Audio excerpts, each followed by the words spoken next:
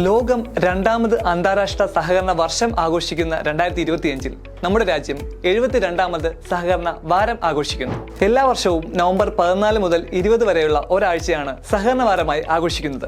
ഇന്ത്യയിൽ സഹകരണ വാരാഘോഷം നടത്തുന്നത് നാഷണൽ കോഓപ്പറേറ്റീവ് യൂണിയൻ ഓഫ് ഇന്ത്യയാണ്. സഹകരണ മേഖലയിൽ ഒട്ടനവധി മാറ്റങ്ങൾ കൊണ്ടുവന്നിട്ടുള്ള നമ്മുടെ പ്രധാനമന്ത്രി ജവഹർലാൽ നെഹ്റുവിന്റെ ഓർമ്മയ്ക്കായി അദ്ദേഹത്തിന്റെ ജന്മദിനമായ നവംബർ 14 മുതൽ 20 വരെയുള്ള ഒരാഴ്ചയാണ് സഹകരണ വാരമായി ആഘോഷിക്കുന്നത്.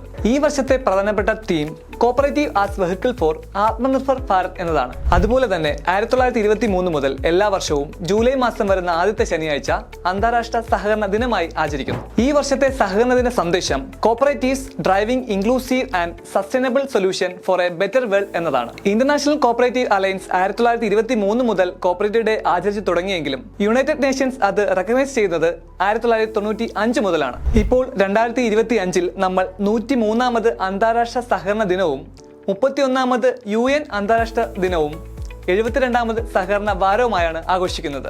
ഇനി നിങ്ങൾക്കായുള്ള ചോദ്യം ഇതാണ്: ഈ വർഷത്തെ അന്താരാഷ്ട്ര സഹകരണ ദിനം എന്നായിരുന്നു? ഉത്തരങ്ങൾ കമന്റ് ചെയ്യൂ.